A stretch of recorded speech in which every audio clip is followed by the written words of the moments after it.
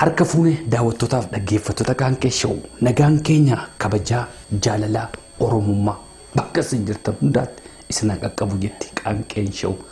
Sagantaa Qaanqee Show torban isiniif dhiyeessinu har'as qabadhee gama keessan dhufeera. Sagantaa guyyaa har'aaf jedhe waan an qabutuun hin qusatin ba'aara gama ce'ee biyya baqaa keessas keessummaa dubbisnes nan qaba. Isin nu waliin tura. Torban darbee haala imala koo Minisootaan isin hima jedheen ture.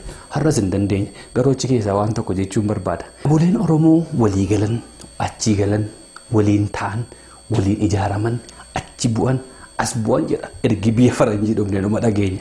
Anis kana tokkee anis walii galtee tokko uumuu barbaada. Maal anis ogaa dhaaballee waan qabaachuu baadhee kinoo talk show qaba jedheen karavaatii koo hidhadheen nama walii wajjin galu mallatteessu barbaadaa ture.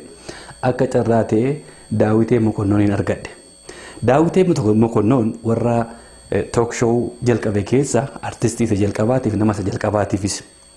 Daawitee wajjin walii galtee mallatteessuudhaaf walii galtee waggaa 18 mallatteessuudhaaf walgahii guddaa waan manne. Innis gaafa torbaatiin agayya gaafa torbaa Minisootaa keessatti achumatti immoo ta'a walii galteen yeroo hedduu. Nama 200 irratti argame walii galtee isaa. Nama 200 irratti argame aniif Daawitee walii mallatte. 200 jechuun kun nama 2 jechuukooti. Haadha manaa isaatiif irratti teenyee walii galtee mallatteessanii gara fuula duraatti aniif Daawiteen akkamittiin akka walii wajjin hojjennu waan muuxannoo walirraa fudhachuu ergasiiti. Daawiteen illee amma kinoo jijjiirama fidee gara Qaanqee Showtiin sagantaa gallakkifamu sheerii gochuutti keera galata guddaa qabdaa fi akkasitti walii galtee mallatteessinee gallee walii galtee keenya kana nu eebbisaan isinii jechuu barbaade amma seenin diigaminetti horaa bulaa. Egaa sagantaa Qaanqee Show keessatti iyyaafannoo maatii qabsaa'otaa jennee kanaan dura dhiyeessaa turre har'as fudhadhee dhufe gama keessanitti.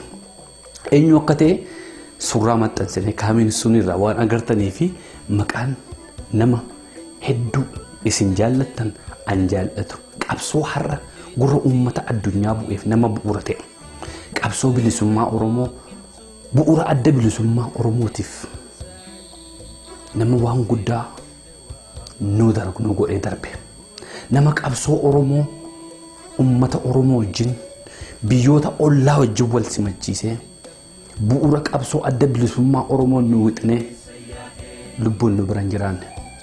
Lubbuun jiraachuu duwwaa osoo hin taane nama lolee lolchiisee leenjisee lubbuu isaa tokkitti dabarsee nuuf kennedha.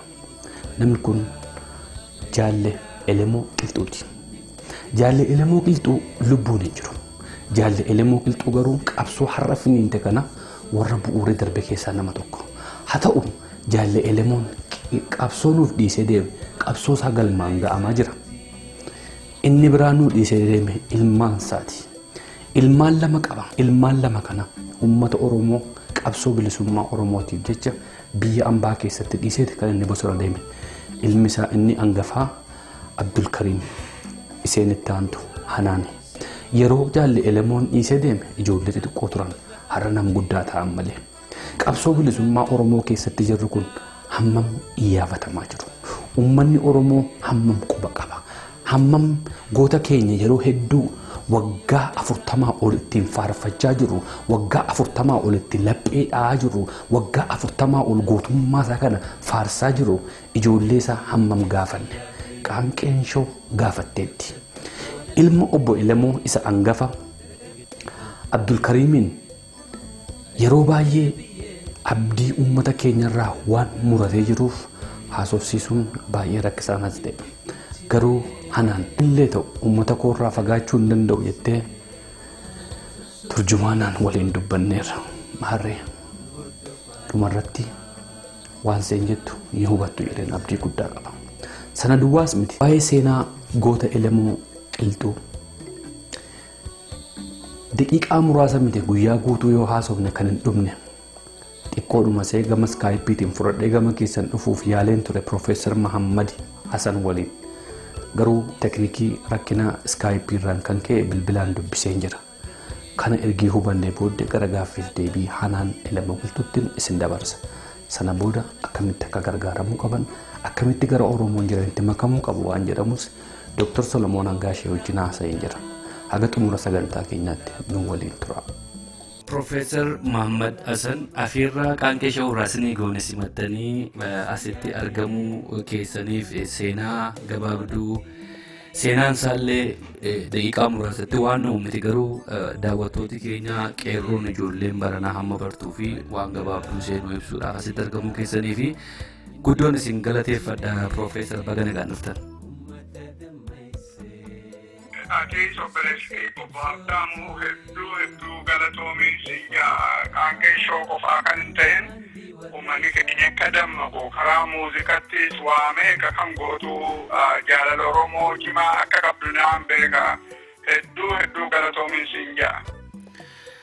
Galanni kee bilisummaa ta'u Professor Meegaa akkuma dubbanne seenaa jaalle elemoo qilxuu gabaabsinee gabaabduu maseetti daawwattoota keenyaa fi maaliif sababiin isaas ijoollee isaa gara uummataatti fideen jira. Kanaaf mee seenaa jaalle elemoon akkam turanii eessarraa bosona galanii baroota meeqa keessa jireenya akkamii keessaati kan bosonatti galee waan jettu mee daawwattoota keenyaa utuu nu ibsite. Gammachu galatoomi elemoo qilxuun nama karaa harkana dhalatee barnoota islaamaa harkatee booda nama arabaa ka horii qabu magaalaa Dirree Dhawaa keessatti wajji isa bira hojjechuu ture.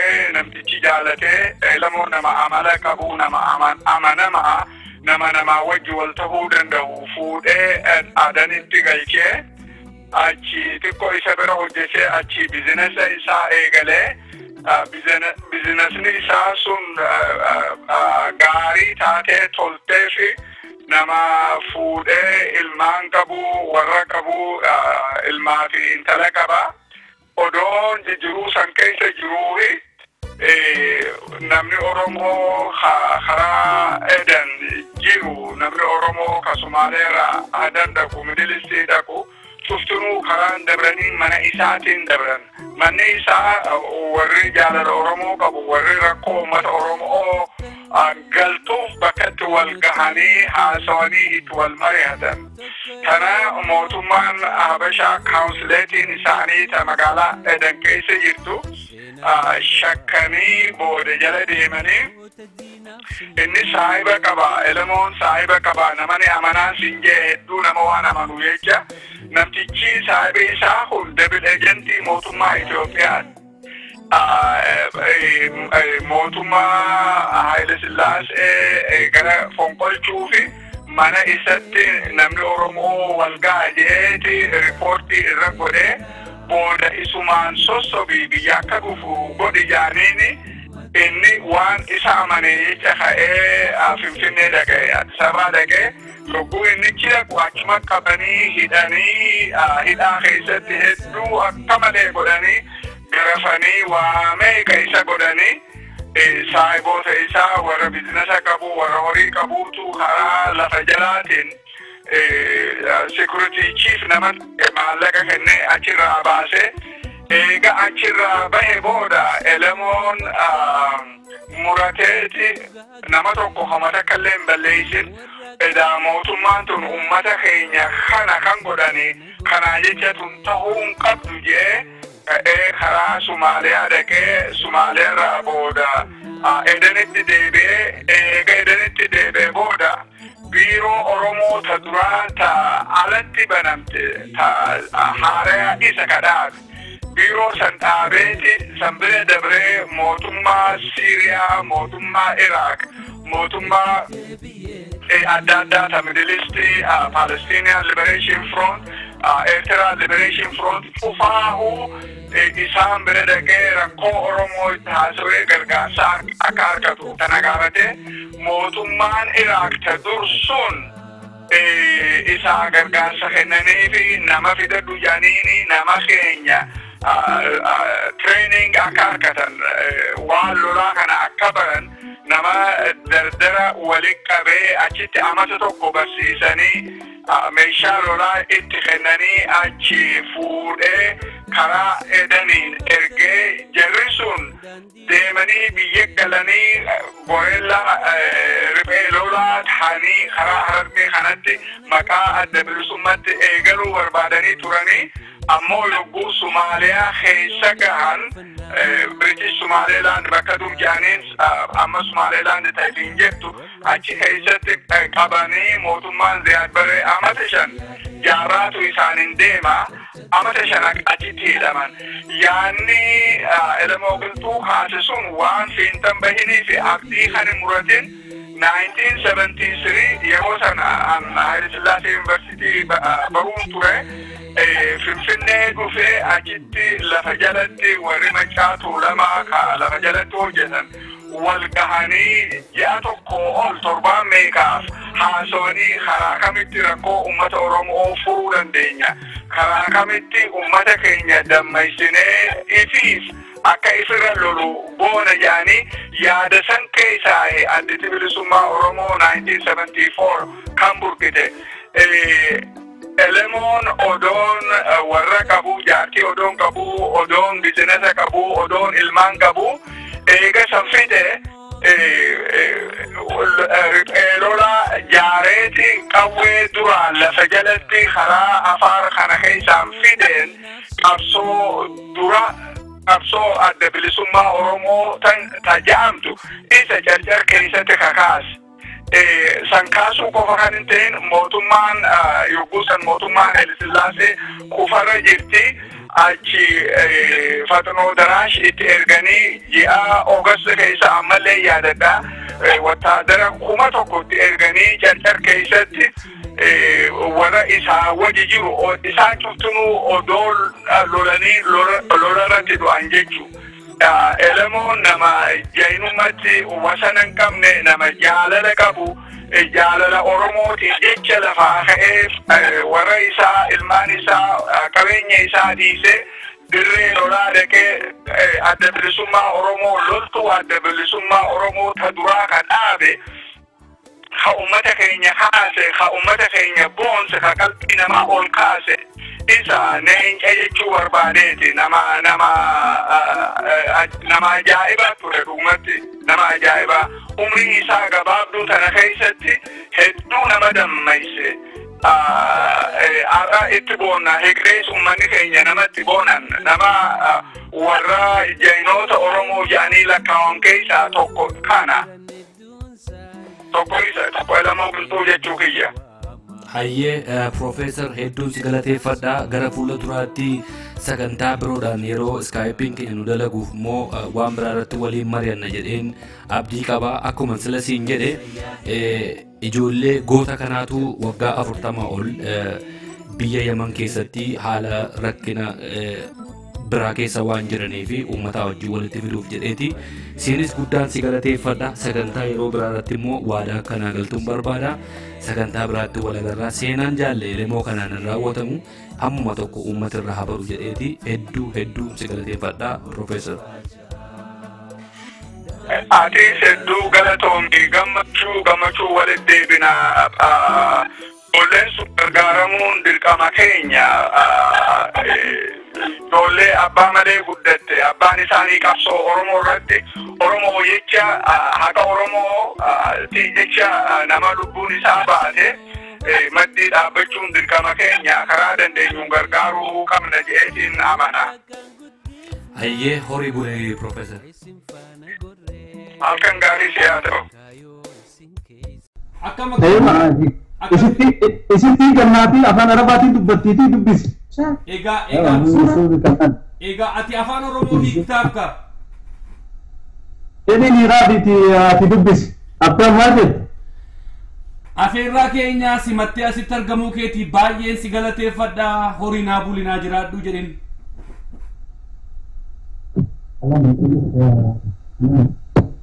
Ismaan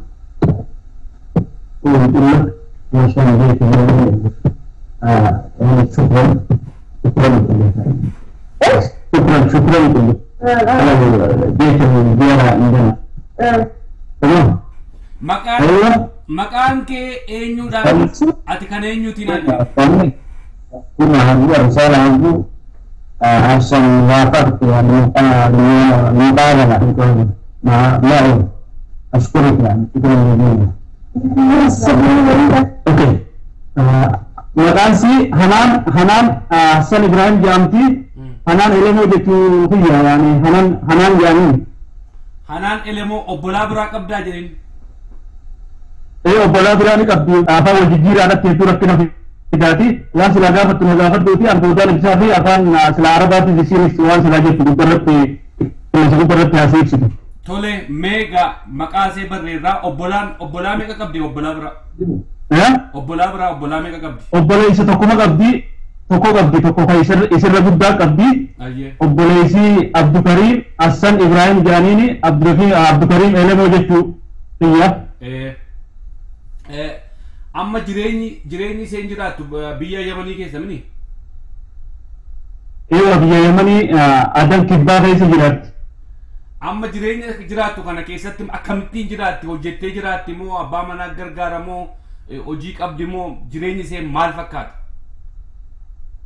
Wallahi yoo siin haftamu eegaa suuressi jaarraa abbaa gadaa eegoota nam tokko nama gargaaru siin qabdu ijoolleen tuni akkanuma jiraatti Yaman biyya Arabaa kana keessatti garuu jiraachuu waa nama dhibbu nyaatanii dhuguun waa rakkoon qabdumaaf jiraatan malee haala hamarra jiranii obboleessinis dalagaan qabu akkasuma isinillee dalagaan qabdu akkanuma jiraachuu jiran wallahi jiruun isaanii hedduu nama gaddisiisa akkaataa isaan itti jiranii kana hojii takkan qaban biyya kana keessatti.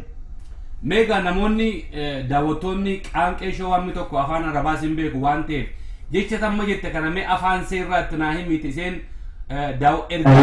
ergaa qabdu uummataa fi haala jireenya seetii afaan Arabaatiin dubbattu ergii isheen dubbatte booddee ati immoo ishee dudduuba hiittaaf jechuudha. Itti himi. Okay. انت ايش يعني انت تقولي على الشعب الاولي اللي في فارق من البدايه كلموا على اسمي بعدين نقلب الشعب الاولي اللي في فارق ايش اسمي؟ كلموا يعني بالعربي؟ عربي ايوه في العربي دبات جري ان شاء الله العربي السلام عليكم وعليكم السلام كلم بس العربي أنت وصل رسالتك بالعربي. أنا اسمي فلان كلمة يا هنان. مباشرة. أيوة مباشرة رجال جالس. كلم أيوة. كلم اسمي فلان هنان إلمو قلت. أنا مش عارفة إيش أقول لي اسمي أكثر من إيش أقول لك تفهمني اسمي هنا حسن إبراهيم من مدينة عدن. أيوة. يعني أنا يشير هذا البلد ابتداء يعني 30 سنة 40 سنة. طيب أقول لك تحدي بداية ولا كان عمي كان موجود أول دحين الآن صعبة جدا. ولا بعد 40 سنة وليش ما فكرتوا بالأيام هذا كله فكرتوا إلا بالنهاية. دحين الآن هذه الأيام ظروف صعب. والله مش عارفة إيش ما بعرفش أتكلم بالعربية.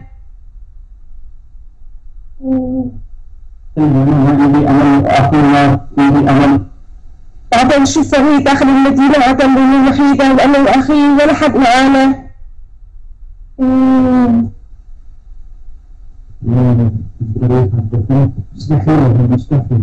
عشان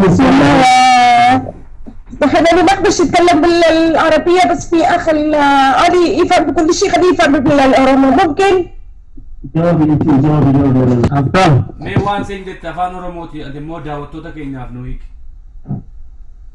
أكريسي أكيدتو إسين أبريتي يا برا أفرطمي كنا أصلا متقولين وان قبلنا بيجتنا خيسة تجارات جرا أنا في أبليس بيا جنيه بيجتنا هدو ركز هذا حالان ركودا هجين كابو جنيه كمال جرات جرا جتوسي تما سنيفو أفان أرومون بيهو أفانين تندو بدلين بيهو يتي خرط كوري سلماس إبان إسين كابدو جرا تكوبا هدو جراني سنلا جيسو أبتامو rakkoo gurraa qabdi gurraan hin dhageessu kana rakkoonsiiti ani egaan isaan kana wal harka hedduu waan inni isaanii wajjin halkanii guyyaa wal quba qabaatuuf jecha hojii isin qaban isiidha obboleessaa hojii hin qabani akkuma nama Oromoo tokko waan dandeenyu gargaaraa jirra garuu waldee daandii garuu kan jedhamu Awustiraaliyaa irraa akkanumatti gartee telefoona gartee nama wal ga'ii duraan qunname akkasitti suuraa isaaniitiif sagalee nu ergaa hanga silaa gartee biyya kanarraa baafnutti waan dandeenyu ni gargaaraa kan jedhani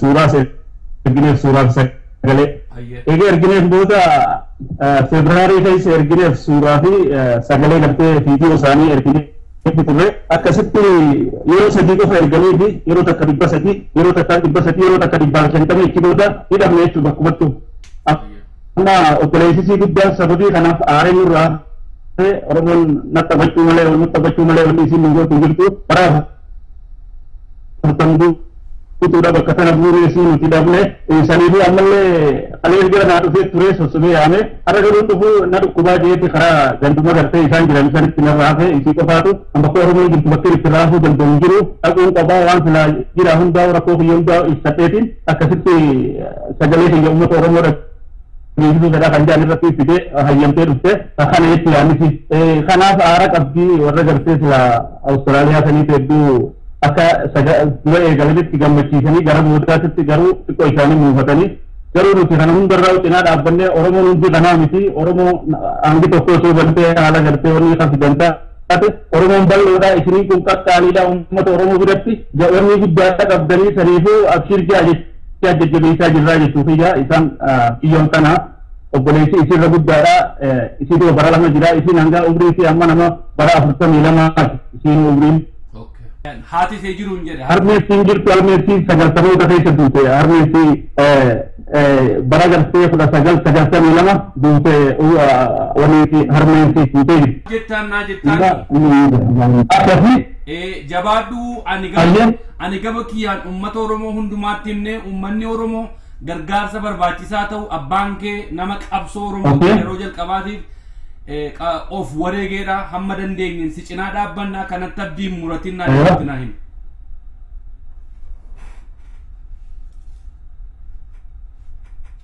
nagaamni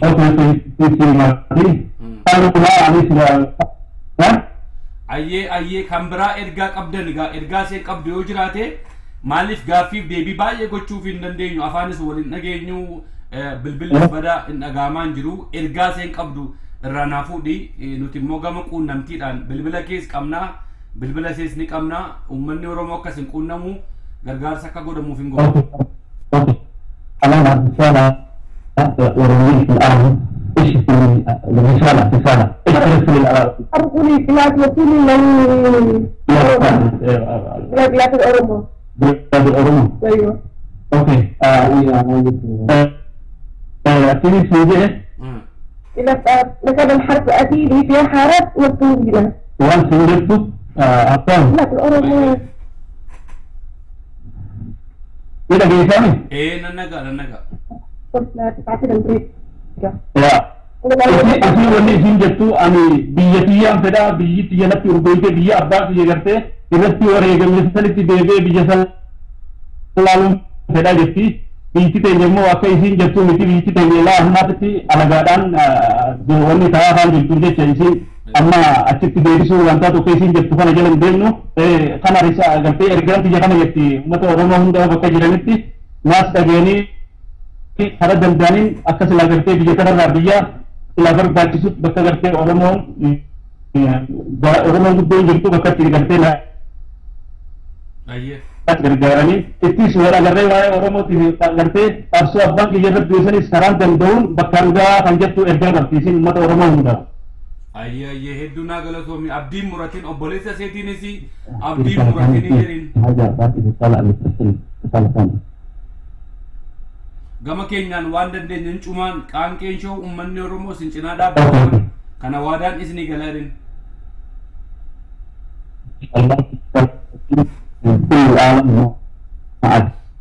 Insyaallah insyaallah. Insyaallah.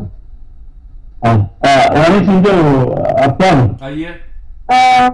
الأخت ممكن السؤال إنها تقول الرسالة اللي يقول الكلام بتاعت هذا تتأخروش إلى أيوة بالرسالة هذا الرسالة بتاعت هذا القدر لا تتأخروا وغاسين جت قرتي أنا مليون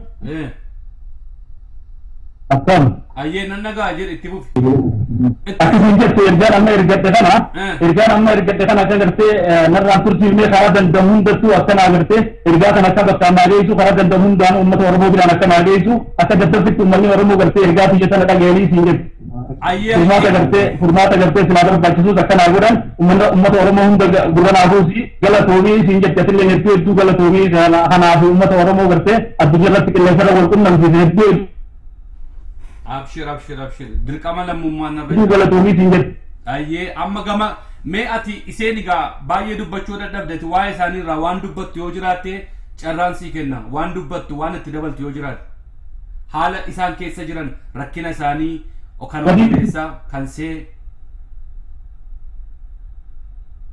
أوكي ونين تدبل ويوها جرات فاتة أكسمتي إلمان كينيا إلمان إلمو قلتو يجون نما صدركا يرو دراتي تنسو بلسوما ورمو فيساتي صدركا دراتي کرتے يوتا فيساتي كان وني گلے تفسر رفوه إلمان ساقنا دقشون كمو أكاد كان إلمان ساني خلقتو ركا والله وان إنجي بدوكو فجتو في يبوانا واحد ورده كان رد كان إيهو مني ورمو انتنو رغاني کرتے أني سني ماني كتابي خاكمان إلمان كبوت إلمان مسجا Kanaafuu ilmaan nama kanaa kana dagachuun qabnu bakka silaa barbaachisu hundaafuu waan silaa barbaachisu goonuuf hundaafuu akka godhamuun dhaamsa uummata Oromoo biraan gahuu fedha. Akka jabaa ilmaan Oromoo jechuun ilmaan keenya waan hin jee dubbadhu qabu rakkoo isaan keessa jedhu wallaahi haabsaamu haadhaan nama rakkisiisa waan isaan keessa jedhanii saniifuu asillee hedduu galatoomii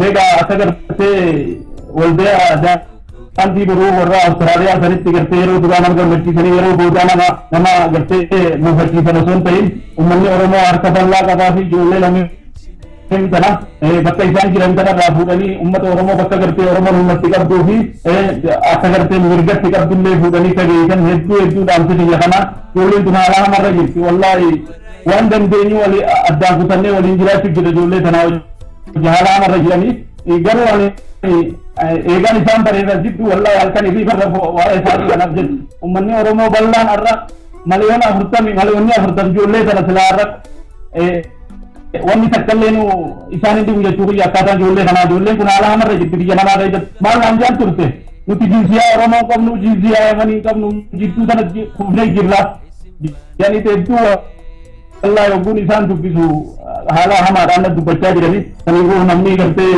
quba qabus ni jira jechuudha eegatti har'aan abbaa gadaa ta'ee ijoolleen turee ganna qabtee turte bakka sana buutee namni beeku hin jiru isaan illeen nama oggoo Oromoo sana jedhanii akka yeroo duraatti bakka waan dhiisanii dhimma baaraga qabanii yeroo amma booda kana keessa walitti dhufuusa keessatti haalli isaanii amma gartee nu biratti tasgabbaa'ee gartee isa mananii walii wajjin jiraachaa jirra jechuudha. Saniifuu dhaamsi hedduu sittillee dheeresse uummanni Oromoo ijoollee elemoo qilxuudha ijoolleen elemoo qilxuu jechuun ijoollee Oromooti haala hatattamatti furmaata tokko akka godhuufi dhaamsa koota barfadha. Kanuma asiif jajjabaadhu dhaamsa isaan silxaammatan kana nama bakkaan ga'ee gartee furmaata tokko godhuuf rabbi si haa godhu jajjabaadhu ulfaadhu gartee karaa TV qaanqee show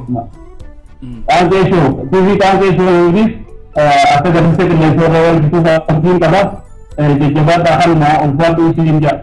Atau ijoollee kana quunnamuun yoo uummanni quunnamu jiraate gamoo keetiin quunnamuu danda'u warra afaan hin beekne afaan arabaa warri hin beekne bilbiluma kennitti kenna warra immoo afaan arabaa beekan isee quunnaman nan godha.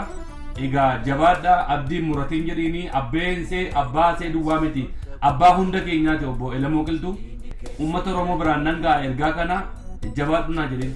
Ayyee. Fayyaataa ulfaadhaa horaa bulaa.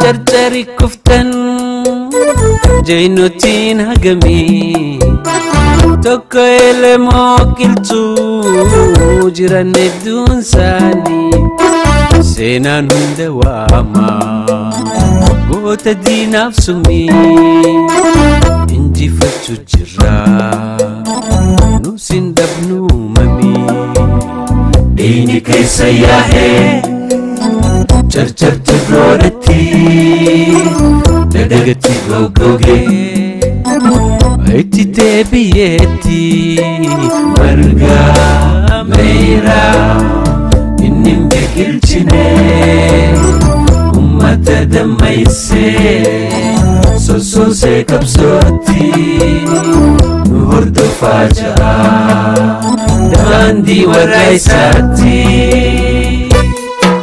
Daawwattootaaf dhaggeeffattoota Qaanqeeshoo gaaffiif deebii goota Oromoo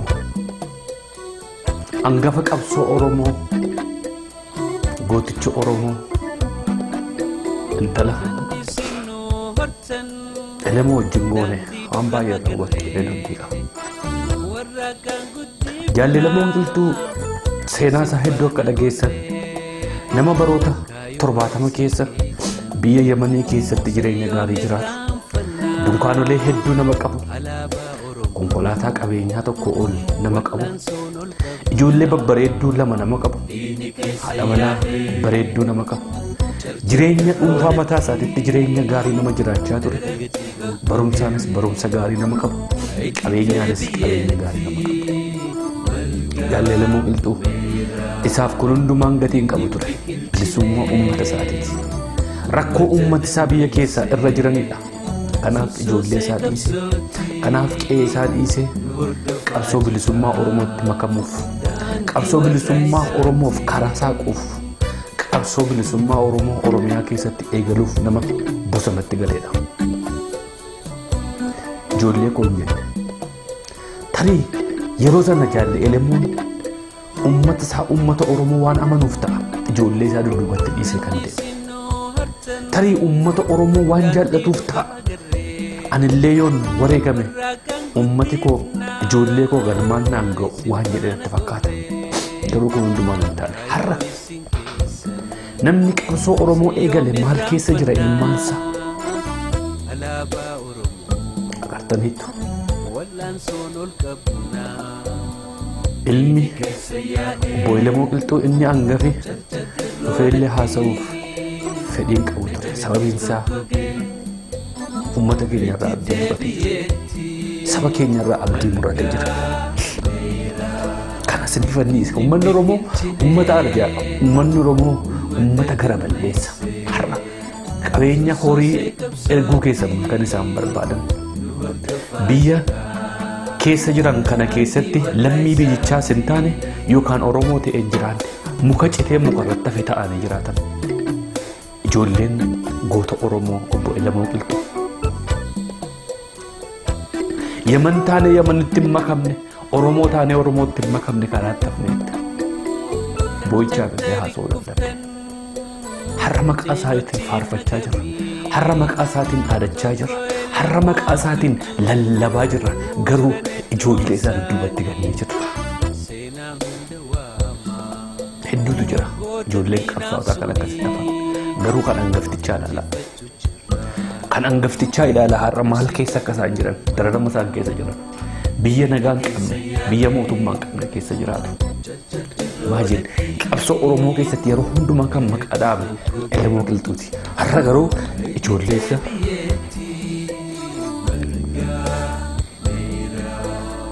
uummata Oromootti waan tokkoon dhaammachuu barbaada. Jaalalamoo qilxuu ijoolleen isaa hin marara akkuma ijoolleen keessanis hin mararu. Ijoollee isaa dhiiga isaati. Tokkoon keessan akka ijoollee keessan jaallattan ijoollee isaa hin jaallata. Garuu saba isaa filate har'a rakkina isaan keessa jiran keessa haa baafnu. Tujjaarri Oromoo hedduu jira biyya alaa kana keessa. Abbaan qabeenyaa Oromoo hedduutu jira. Dandeettii addaa warri qaban hedduutu jira. Oromoon isiniin hin boona uummanni Oromoo uummata ofii darbee uummata alagaaf ta'udha. Garuu ijoollee gootaa kana hin irraanfatina. Oromoon dagatina. Ijoollee Jaalalamoo qilxuu lama jiran kana namoota gurguddaadhallee warra kana akka ijoollee keenyaatti akka obboloota keenyaatti bu'aa qabsoo Oromooti isaan ija qabsoo Oromooti. har'a Noorz Ameerikaa keessatti biyya danda'ametti illee gareen tokko ijaaramee ispoonsara godhamee lubbuu isaanii baraaruudhaaf yoo dandeessan dhaamsa koon isiniif dabarsa. Oromoo seenaa dalagaa seenaa hojjedhaa.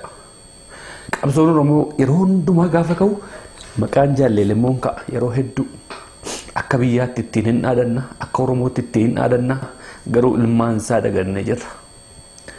Ilmaan isaa dagannee jirra. Ada balmana limona irenu tayarab numosi wala bomsi irenu tayarab numosi wala bomsi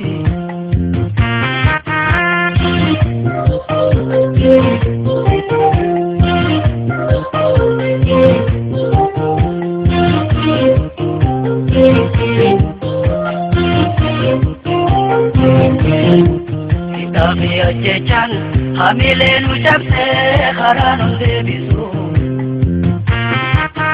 Yabile summa igana malipsu falmatan lakisu Yabile jechan hamilen ucapse kharanun debisu Yabile summa igana malipsu falmatan lakisu Gabrum majalan oromoni satu Hamma bili summa urasiransu Mabitiban mubi ajet Lamenu jiraj ubate bobay Ubamin debisu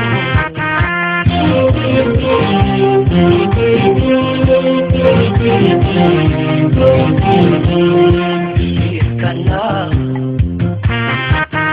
Agafal manna limona Irrenu tayyarab Numosisi wala bomsi Irrenu tayyarab Numosisi wala bomsi Karaa kana warra na gargaaree Yaman irraa naquunnamee bilbila naa kennuudhaan namootallee naa godhanii warra na gargaaranii dura dursee obbo Gootomsaa Mudhii hedduun si galateeffadha maqaa uummata Oromootiin si galateeffachuun barbaada. Jaalle Alii Gumboo hedduun si galateeffadha. Obbo Gootummaan nama obbo Alii wajjin wal naquunnamsiiseera. Obbo Aliin immoo amana sa'a 6 deemee Hanaanin fidee mana isaatti achi kan wal naquunnamsiiseera. Jara kana lamman hedduun galateeffachuu barbaada. Horaanaa bulaa jechuun barbaada. Yaada kana hundumaa irratti ilmaan goototaa irratti fiduu, ilmaan goototaa dubbisuu irratti immoo hiriyaa kiyya nama yeroo jalqabaatiif akka wanta kana godhu na gargaare yaada isaa badhaasaatiif galata guddaan qaba. Ammas Oromoo ammas hin dabarre ijoolleen obbo Elemmoo Qilxuu alattafanii jiru. Ijoolleen goototaa alattafanii jiru. Waa'ee dhimma Hanaan ilaalchisee Dr. Solomon Angaashee hedduu keessan ni beektu nama yeroo 4-5 olii karaa sooshaal miidiyaa goofandiidhaan namoota gargaaruu irratti shoora guddaa nama taphatudha. Yeroo darbes atleeta keenya Fayyisaa gargaarsa isaa irratti namoota 4-3 ta'anii warra hojjechaa turan keessaa Dr. Solomon Angaashee yeroo guddaatti maqaan isaa dhahama. Dr. Solomon Angaashee wajjin haasa'ee jira. Namoota hedduu wajjin dubbadhee jira. Dr. Solomon Angaashee garuu gama kanatti fideen mee isaan irraa waan isaa jiran waliin hubanna. Hedduu na galatooma. Dhiifama guddaan isin gaafadha. Emotionally ta'uu kootti. Na of galchaa. Daawwattootaaf dhaggeeffattoota Qaanqee Showuu akkuma nu aadaa isiniif gale keessummaan leemitti yeroo lammaffaadhaaf gara Qaanqee Showuutti na feeree ni beektu miidiyaa Oromoo kan sooshaal miidiyaa keessatti nama isin beektan Dr. Solomon Angaashee waa'ee haala ijoollee obbo Elemmoo Qilxuu irratti waliin mari'annee gama keessan fideen jira. Turtiin keessanii Dr. Solomon wajjin haasa'uun isin jira. Mee Dr. Solomon yeroo baay'ee egaa social media keessatti TV adda addaa irrattis interviewin goota. Dr. Solomon hangaa ishee eenyudha? Seenaa kee guddina kee waan amma hojjechaa jirtu maatii kee gabaabsiteedhuma iddoo amma jiraattu wajjin waan hojjechaa jirtu wajjin daawwattoota keenyaa wajjin gabaabsitee akka wal bartu barbaadu. Tole baay'ee galatoomee abtaamu qaanqeeshoo baay'een galateeffadha carraa kana naa kennuudhaa fi ani egaa maqaan koo Solomon Ungaashen jedhama. Dhaloonni koo Dambidoolloodhaan jedha garuu Dambidoolloodhuma keessaa immoo baadiyyaa Alakuu Qacii jedhamtu tokkooti. Baay'ee xinnoodha. Xinnummaa kootti achuma Dambidoolloo keessatti sadarkaa tokkoffaaf lammaffaa baradhee sana booda gara Finfinnee deemee waggaa jalqabaa akkuma ani jalqabee zamachaa wanta jedhamu isa tokkotu dhufee isaan ka'eetanii gara yeroo zamachaan sun dhufuu gara Lubbaa Booraa Buree bakka jedhamuun deemee garuu sun dura tun ta'in qabsoo barattoonni yuunivarsiitii godhan keessatti hirmaadhee rukutamee miidhamee tan ture. Sana booddee achi egaa manni barumsaas hin cufamee gara waaniin deeme gara Lubbaa Booraa zamachaan achi deemee Buree bakka jedhuun ture. Sana booddee zamachaan eegga dhumee booddee wanta tokkotu ture. Manni ህዝብ ድርጅት kan jedhamu tokkotu ture. Inni saba dammaqsiisu Mo'isooniin wanta jedhamuun geggeeffamatu ture. Achi keessattan qooda fudhadhee waggaa tokkoof achi keessa hojjedhee yeroo achi hojjetaa ture garuu warri dargii ati abaa'oodha naan jedhanii baay'isee na dararaa turanii. Sana booddee nan hidhamee waggaa 5 hidhamee tan mana hidhaatii bahee eega mana hidhaatii bahee akkuma guyyaa 3 booddee mana hidhaatii bahee tan yuunivarsiitiitti deebi'ee achi yuunivarsiitii nan fixee waggaa tokko yuunivarsiitii fixee waggaa tokko achuma yuunivarsiitii Addis Ababa yuunivarsiitii saayinsii faakiltii keessatti akka barsiisaatti hojjedheetanii carraa Fulbright Scholarship kan jedhamu tokko kan mootummaan Ameerikaa kennu tokko argadhee sana booddee gara Ameerikaa dhufee Princeton University bakka jedhamuttan ture. Achi keessatti eegan fixee booddee gara Trinity gale kanan baradhee barnooti koo medicinal chemistry jedhu garuu wanti inni ilaalu qoricha dhukkuba qoricha hin qabneef qoricha haaraa argamsiisuudha. Qorannoon koo isarratti hamma ammaarratti qoricha akaakuu dhukkuba akaakuu 3 irratti hojjedheera. Sadanuun isaanii clinical trial jedhu namoonni ilaalaatu jiru. Hamma ammaatti gabaarra hin oolle.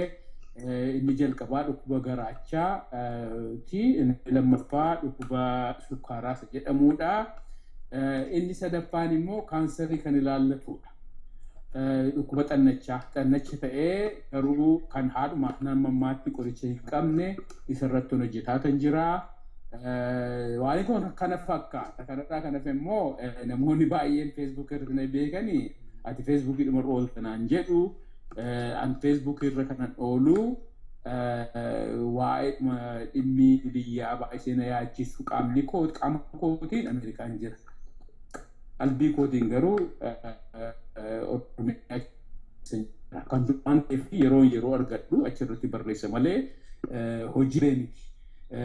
Kana waa'een kan koo gabaabaadhumatti yeroo mana ture wanta arge tokkotu jira. Kanan namoonni baay'een beekan akka kan hin beekne akka beekan kanan barbaadu. Yeroo mana hidhaa ture araftanyaa jalqaba beekta mangista jedhan kiiloo keessatti na hidhanii gara ji'a 2 fi sana booddee maayikalaawwii keessanii gara ji'a 6 ture. Achirraatii gara araftanyaa kibra xoor bakka jedhamutti na dabarsanii yeroo dhaquu namoota ciccimoo baay'ee gurguddoo wajjiniin ture. Hayilee Fidaafaa wajjiniin ture. Haayiluu Garbaabaa fa'aa wajjiniin ture. Lamaanuu ana biraa fuudhamanii ajjeefamanii sana booddeedha gara yuunivarsiitii kanan dhufee. Dr. Solomoon egaa seenaan keessan baay'eedha. Aniifis guyyaa tokko qaanqee shoo irratti waa'ee dhimma keessan ilaallateen dubbanna. Amma garuu Dr. Solomoon eenyudha kan jedhu daawwattoota keenya wajjin xiqqoodhumasee wal isin barsiisuudhaaf jireeti. Gara dubbii keenyaatti deebina. Dubbiin har'a isin barbaade waa'ee ijoollee goota Oromoo obbo Elemoo Qilxuuti. Yeroo ammaa kana haala rakkina guddaa naannoo biyya Yaman keessa jiru akkamittiin gargaarraa isiniin fakkeenya fudhadhee gama kanatti kan isin fide yeroo 3-4-5 caalaadha namoota gara GoFundMe irratti gargaaraa jirtu Dooktar.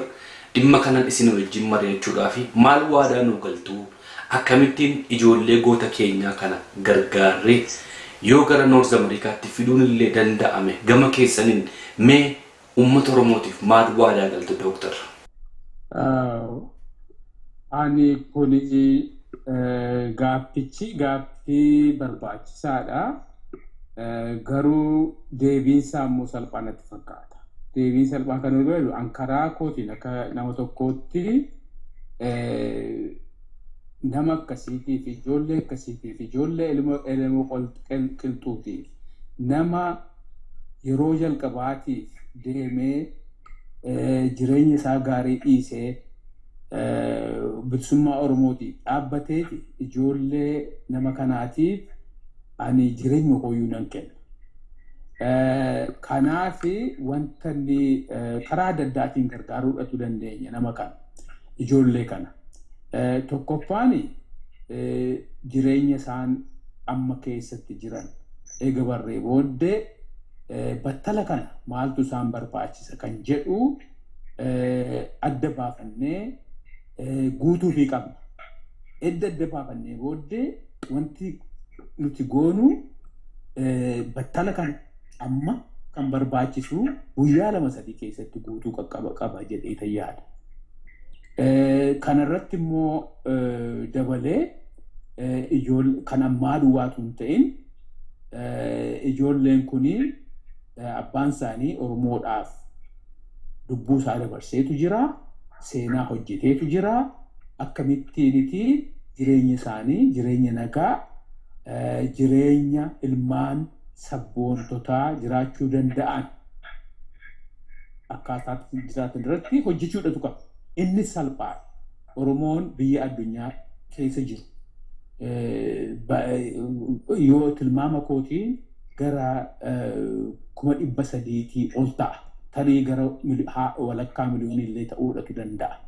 Ijoollee akkasii kana ijoollee sabboontotaa kana kan nama jireenya isaa qabsoodhaaf mirga Oromootiif kennee fi yeroo gabaabaa keessatti waa gochuudhatu dandeenya. Karaa isaan quba jalqaba akkuma isiniin jedhee amma maaltu isaan barbaachisa kan jedhu adda baasuu qaba. Isa guyyaa 2-3 keessatti guutuudhatu qaba.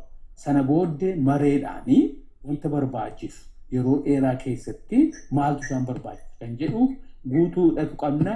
Kanaaf Oromoon bakka hundumatti hin birmata itti birmata jedhee kan abdadhaa shakkii tokko kan qabu ilmaan sabboonaa kanaa yeroo gabaabaa keessatti akka isaan jireenya gaarii jireenya namaaf mijatu akka isaan jiraatan gochuu dandeenya jedhee kan abdadhaa. Dr. Solomoon hedduun si galateeffadha. Mee hamma yoonaatti GoFundMe irratti anillee nama 3-4 nan beeka. Namoota meeqa kanatti gargaarte? Jalqaba namnan gargaare nama gaddisiisa. Ijoollee intaloo Lebananii dhattee mucaa daa'imaati jechuun koo mucaa ijoollee gara waggaa 19 hin caaltu jireenyaa jetteeti gara Lebanan deemte.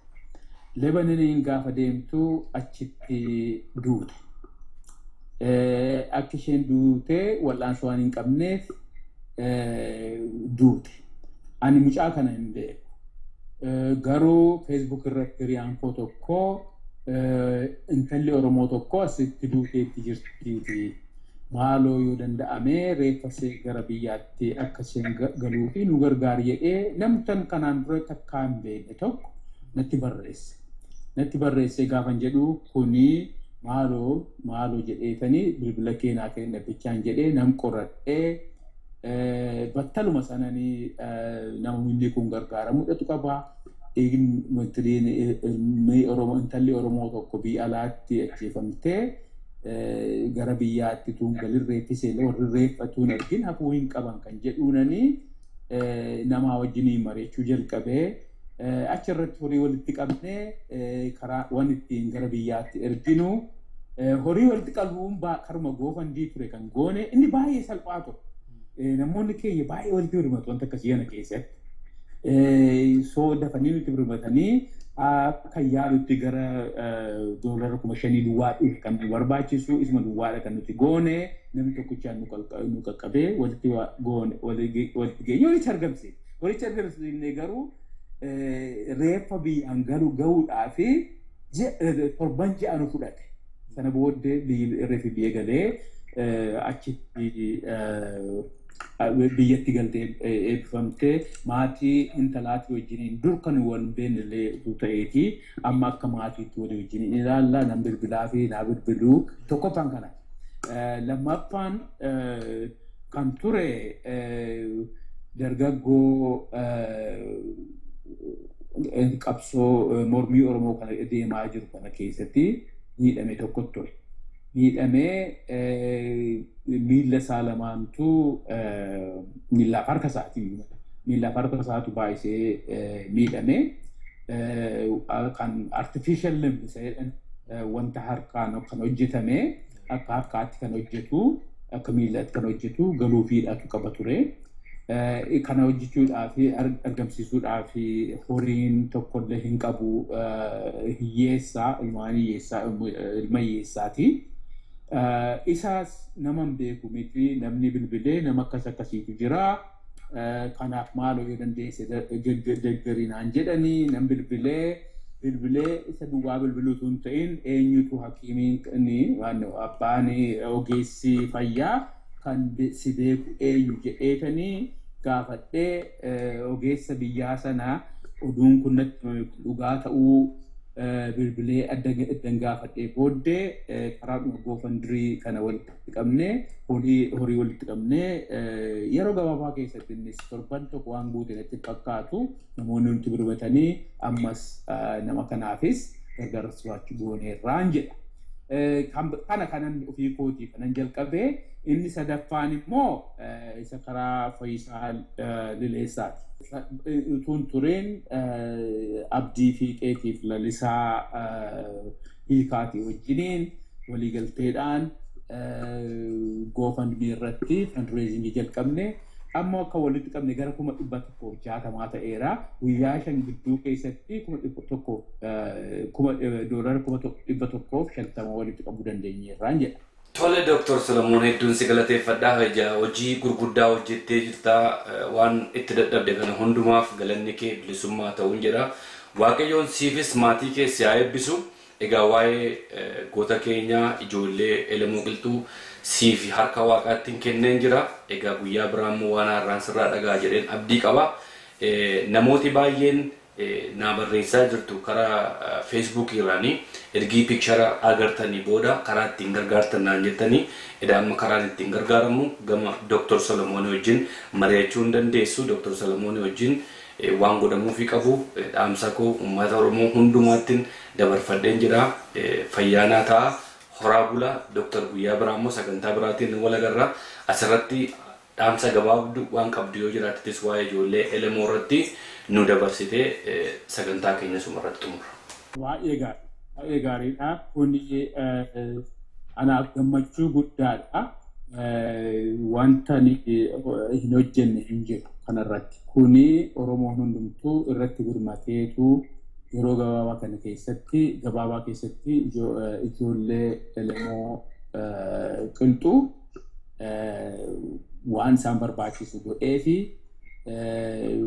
jireenya namaaf ta'u jireenya ilma namaatiif ta'urraan ga'uudhatu qaba kan jedhu kun yeroo wanta fudhatu miti kun anaa fi waanan qabu hundumaa kanan akkan kennu na godhuudha namoonni hedduun isaa wajjiniin dhaabbatu jedhee tan adda egaati itti deemnee ilaalla kanarraa kana kennu. Ayyee gooftaan isaa eebbisu Dooktor Nagaadhaan ana jiraadhu ulfaadhu horii buli.